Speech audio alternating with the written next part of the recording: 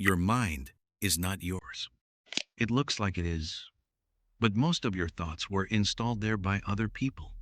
Right now, your brain is running invisible programs, habits, fears, impulses. And the worst part? You mistake them for your own decisions. Here is the disturbing truth.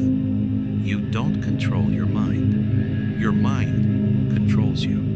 But once you see how the system works, you can flip the power.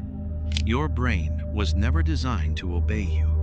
It was designed to protect you, which means it prioritizes survival, not truth, not logic, and definitely not discipline. Your mind runs on shortcuts called mental loops.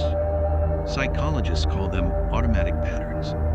You experience them as thoughts, but they are actually predictions. Example, you feel anxious. Your brain instantly predicts danger. So it generates more anxious thoughts, which makes the prediction feel correct. This creates a closed loop. Thought, emotion, thought, emotion. Here is the twist most people never notice. You are not thinking your thoughts. Your brain is replaying them, like a playlist stuck on repeat. And this is where control actually begins. Not by stopping thoughts, but by interrupting the loop. Most people try to control their mind using force. They say, stop thinking about it. But this does the opposite. The brain interprets suppression as importance, which makes the thought louder. Psychologists call this the white bear effect. The moment you try not to think about something, your brain must constantly check if you're thinking about it, which forces the thought back. But the people with the strongest mental control use a completely different strategy. They observe their thoughts. Instead of fighting them, this changes everything. Because the moment you observe a thought, you create distance between you and your mind.